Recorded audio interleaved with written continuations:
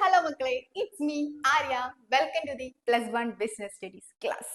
അപ്പൊ എല്ലാവർക്കും സുഖാണോ? ഓക്കെ ആണോ? ഓക്കെ. അപ്പൊ നമ്മൾ ഇന്ന് എടുക്കാൻ പോകുന്നത് +1 ബിസിനസ് സ്റ്റഡീസിലെ ചാപ്റ്റർ 2 ആണ്. നമ്മൾ ചാപ്റ്റർ 1 പഠിച്ചത് എന്താണ് ബിസിനസ് ഒക്കെ നമ്മൾ പഠിച്ചു.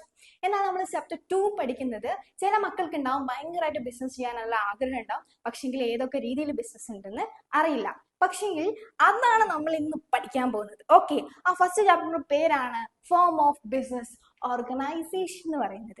അപ്പം എന്തൊക്കെ രീതിയിലുണ്ട്, നമുക്ക് ഒറ്റയ്ക്ക് ബിസിനസ് ചെയ്യാം, ഫ്രണ്ട്സും ആണെങ്കിൽ ഫ്രണ്ട്സും ആയിട്ട് ചെയ്യാം, ഈ ജോയിന്റ് ഹിന്ദു ഫാമിലി പോലത്തെ ഫാമിലി ആയിട്ടൊക്കെ ബിസിനസ് ചെയ്യാൻ ആഗ്രഹമുള്ളവർക്ക് ഫാമിലി ആയിട്ട് ബിസിനസ് ചെയ്യാം, അങ്ങനെ ഒരുപാട് തരത്തിലുണ്ട്. അതാണ് ഇവിടെ പറയുന്നത്. പക്ഷെ ഇന്ന് നമ്മൾ ഫോക്കസ് ചെയ്യുന്ന ഇതാണ്, ഒറ്റയ്ക്ക് ഒരു ബിസിനസ് സ്റ്റാർട്ട് ചെയ്യുമ്പോൾ അതിന്റെ സവിശേഷതകളും എന്താണ് സോൾ പ്രൊപ്പറേറ്റർഷിപ്പ് എന്ന് വെച്ചാൽ ഒറ്റക്കൊരു ബിസിനസ് എന്ന് വെച്ചാൽ ഒരു വ്യക്തി അദ്ദേഹത്തിന്റെ ഉടമസ്ഥയിൽ ഒറ്റക്കൊരു ബിസിനസ് സ്റ്റാർട്ട് ചെയ്യുന്നതിനെ പറയുന്ന പേരാണ് സോൾ പ്രൊപ്പറേറ്റർഷിപ്പ് എന്ന് പറയുന്നത്.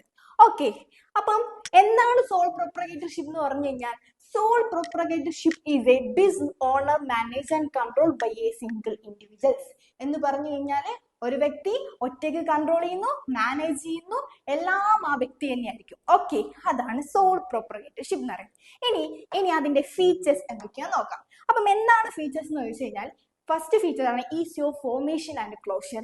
ഇത് രൂപീകരിക്കാൻ വളരെ സിമ്പിൾ ആണ്, അതേപോലെ ഇത് അവസാനിപ്പിക്കാൻ വളരെ സിമ്പിൾ ആണ്, ലീഗൽ ആയിട്ടുള്ള കുറച്ച് ഫോർമാലിറ്റി. അടുത്തതാണ് അൺലിമിറ്റഡ് ലയബിലിറ്റി. എന്തെങ്കിലും കടമോ നഷ്ടമോ സംഭവിച്ചു കഴിഞ്ഞു കഴിഞ്ഞാൽ ആ വ്യക്തിയുടെ സ്വന്തം അസറ്റോ പ്രോപ്പർട്ടീസോ വിറ്റിട്ട് അതെന്ത് ചെയ്യേണ്ടി വരും, അദ്ദേഹം നികത്തേണ്ടി വരും.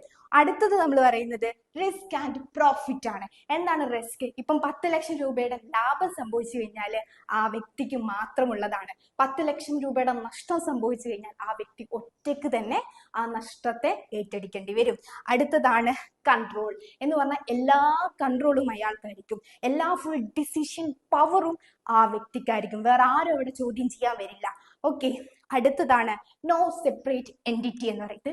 എന്ന് വെച്ചാൽ ബിസിനസ്സും ബിസിനസിന്റെ ഓണറും ഒന്ന് തന്നെയാണ് എന്നാണ്. അപ്പൊ അവര് നോ സെപ്പറേറ്റ് എൻറ്റിറ്റി എന്നാണ്, ശരീരവും ആത്മാവും പോലെ എന്നൊക്കെ പറയാം. ഓക്കെ, അടുത്തത് ലിമിറ്റഡ് കണ്ടിന്യൂറ്റി എന്ന് പറയും. എന്ന് പറഞ്ഞു കഴിഞ്ഞാല് ഇവിടെ ബിസിനസിന്റെ ഓണർ മരിച്ചു കഴിഞ്ഞു കഴിഞ്ഞാല് അവിടെ പിന്നെന്താണ്, ബിസിനസ് ഉണ്ടാകില്ല.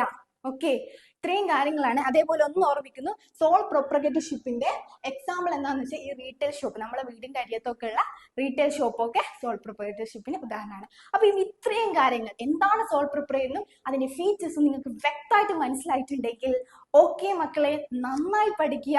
നെക്സ്റ്റ് ഒരു ക്ലാസ്സിൽ ഈ ആര്യ ടീച്ചർ നിങ്ങളുടെ അടുത്ത് എത്തുന്ന